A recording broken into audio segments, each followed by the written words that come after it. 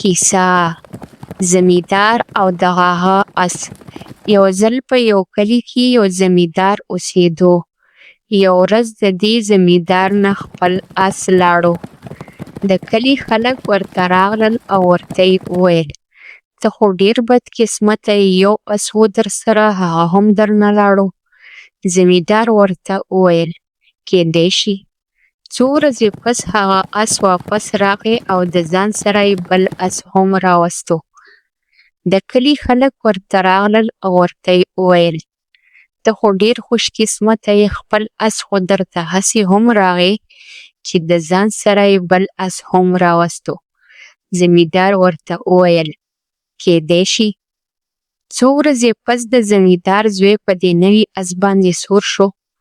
اس ټوپونه شروع کړل او د زمیندار زوی یې ځمکې ته راګوزار کړو چې یو خپه یې ماته شوه. د کلي خلک ورته راغلل او ورته یې وویل ته خو ډېر بدقسمته یې، که دا بل اس درته نه وی راغلی نو د زوی خپه به دې ولې ماتېدی. زمیندار ورته وویل کیدای شي. څو ورځې پس په کلي جنګ شو. بادشاه اعلان وکړو چې په کلي کې څومره هم ځوانان دي ټول به جنګ ته ځي.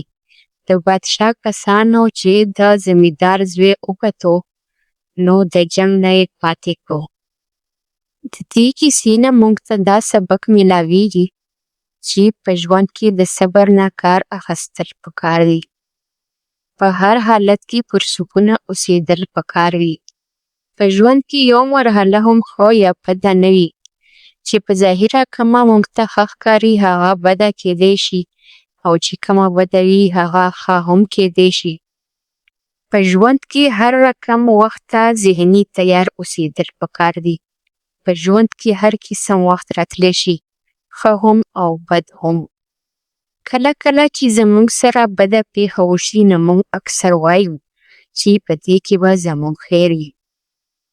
کم چې موږ ته ښکاري نه او په اخر کې همدغه شانتې هم شي